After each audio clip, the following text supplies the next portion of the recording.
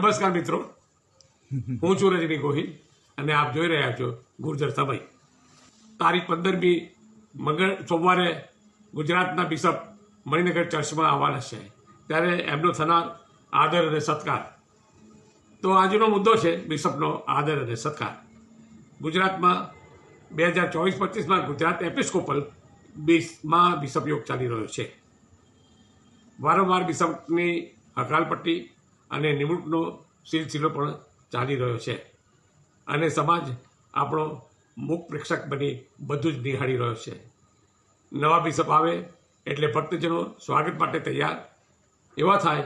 એમાં તો વળી કેટલાક હરખ ઉડાવતો પોતાની ખુરશી અને પોતાની વાવવા માટે પોતાની મંડળીના દાનના પૈસે ખુશામતગીરી કરતા એમ એક પણ તક એની જતી કરતા નથી. મંડળીના સભાજનો જાગો, નહીં તો આ પરંપરા ચાલુ જ રહેશે. તમારા જ દાનના પૈસે 5 સ્ટાર હોટલોમાં મિટિંગો અને જલસા ચાલુ જ રહેશે. સમાજના લોકો નીચેના પ્રશ્નો પોતાની જાતને પૂછે અને આત્મમંથન કરે અને કહેવાતા ધાર્મિક આગેવાનોની ચુંગાલમાંથી બહાર આવે. જો તમારી પાસે આ પ્રશ્નોના જવાબ નથી જે હું તમને પૂછવાનો છું, તો તમારા ધાર્મિક સામાજિક આગેવાનોને પૂછો. સામાજિક જાગૃતિ માટે આ વિડીયો દરેક સમાજના દરેક સભ્ય સુધી તમે શેર કરશો એવી મારી વિનંતી છે.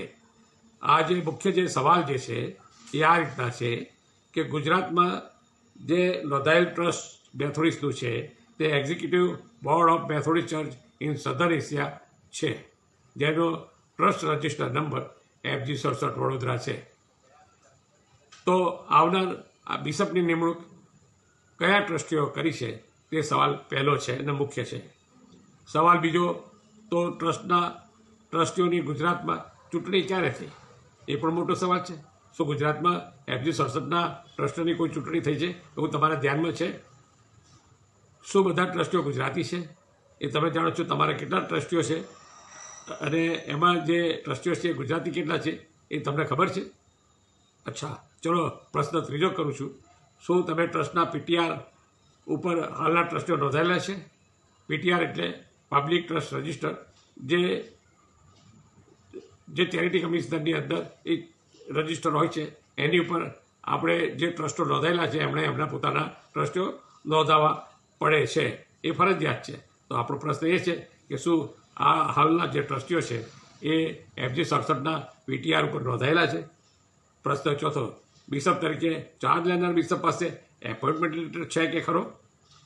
ટૂંકમાં જે બિશપ આવી રહ્યા છે એમને કોણે એપોઇન્ટમેન્ટ આપી એ મુખ્ય પ્રશ્ન છે. અને જેણે આપી છે એપોઇન્ટમેન્ટ લેટર, એ વ્યક્તિ ખરેખર આ એપોઇન્ટમેન્ટ આપવા માટે કાયદેસરતા ધરાવે છે કે કેમ, એ પણ બહુ મોટો પ્રશ્ન છે. આ પ્રશ્ન આપણે પૂછવા જ પડશે. ચલો તારે પ્રશ્ન નંબર 5, તમારું ચર્ચ નોંધાયેલી સંસ્થા છે કે કેમ? જો નોંધાયેલી સંસ્થા છે કે કેમ એ માટે મુખ્ય પ્રશ્ન જે છે એ તમે ત્યાંથી શરૂ કરો કે તમે તમારે ચર્ચની જે સંસ્થા છે નોંધણી નંબર એનો માગો કે ખરેખર આ નોંધણી થઈ છે કે કેમ અમારા ચર્ચની. એ બહુ મુખ્ય પ્રશ્ન છે. અને એ જ રીતે પ્રશ્ન નંબર 6માં આપણે જઈશું. તો તમારા ચર્ચને FG67ની પેટા સંસ્થા તરીકે એની પહોંચ ઉપર અને એના વાર્ષિક અહેવાલમાં પણ દર્શાવવામાં આવે છે.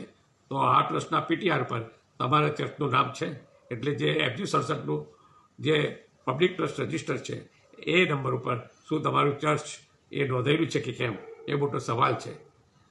બીજું, સવાલ નંબર 7, ટ્રસ્ટના બંધારણ વિશે સવાલ પૂછવા.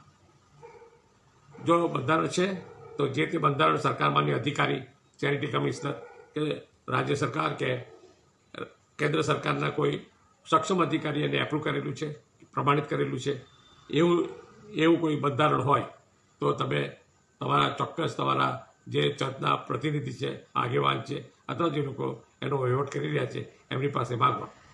પ્રશ્ન નંબર 8, સમાજની ટ્રસ્ટની મિલકતો સંસ્થાઓનો ગેરવહીવટ થઈ રહ્યો છે અને આ બધી ગુજરાતમાં જુદી જુદી ઘણી બધી જમીન મિલકતો સંસ્થાઓ વેચાઈ કરી છે એ આપણે જાણીએ છીએ.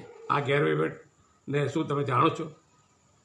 બીજું કે નવો જે પ્રશ્ન છે એ આ રીતનો છે, સંસ્થાઓની ચૂંટણીઓમાં નિમણૂકમાં ભ્રષ્ટાચાર ચાલી રહ્યો છે, તમે જાણો છો? ને સીધો એક પ્રશ્ન એમ પૂછું કે શું તમારી ચર્ચની પાસ્ટોરેટ કોન્ફરન્સમાં તમને મત આપવાનો અધિકાર છે? બહુ અગત્યનો સવાલ છે, કારણ કે જો તમે મત તમારો છે કે કેમ એ તમે નક્કી કરો. પાસ્ટોરેટની જ્યારે ચૂંટણી થાય છે ત્યારે તમને કદી મત આપવાનો બોલાવે છે? શું તમારા ચર્ચની અંદર મતદાર યાદી છે? અથવા તો માનો કે તમે ઉમેદવારી નોંધાવી છે, તમે આપણે પૈસા આપીએ છીએ દાનના, તો આપણો હક બને છે કે આપણે ચર્ચની અંદર આપણને એમ કે એની ચૂંટણીની અંદર જે ચૂંટણી એનું સંચાલન અને વહીવટ કરવા માટે બનાવેલી છે એ ચૂંટણી એટલે પાસ્ટોરેટ કમિટીની અંદર આપણને શું ઉમેદવારી કરવાનો પણ હક છે કે કેમ, એની નોટિસ ક્યારે મુકાય છે, એના જે ઉમેદવારી પત્રો ક્યારે બહાર પડે છે, કોઈને કંઈ ખબર નથી. તો આપણે આ બધું ધ્યાન રાખવું પડશે આવનાર દિવસોમાં, ને એની ઉપર આપણે તો ખાસ તો બધી જે પ્રશ્નો છે એના જવાબ માગવા પડશે. તો આ પ્રશ્નોના જો હકારાત્મક અને સંતોષકારક જવાબો જો તમારી પાસે નથી તો તમે આપણે બધા કઈ દિશામાં જઈ રહ્યા છીએ એ એક મોટો પ્રશ્ન છે. માટે આ બાબતે ખૂબ જ વિચાર કરજો, જાગૃત બનજો, હિંમત રાખો, કારણ કે પ્રભુ ઈસુ ખ્રિસ્તે કીધું છે ડરોમાં. અને આખા બાઇબલમાં ઘણી બધી વખત જૂના કરાર નવા કરારની અંદર પણ દેવ બાપે પણ કીધું છે કે ડરો નહીં, બીહોમાં. માટે આપણે ડરવાનું નથી, ગમે એવી શક્તિ હોય પણ આપણે આપણો ન્યાય માગવાનો છે. આપણે સચ્ચા છે તો આપણે એમની પાસે આપણો ન્યાય માગવો જ પડશે, ને આપણે જે અસર કરતા છે એ બાબતો માટે ચિંતન કરવું પડશે, અને ભેગા મળીને સંગઠન બનીને આપણે સંગઠિત થઈને એની માટે આપણે ચોક્કસપણે કોઈને કોઈ એનો ઉપાય કરવો પડશે.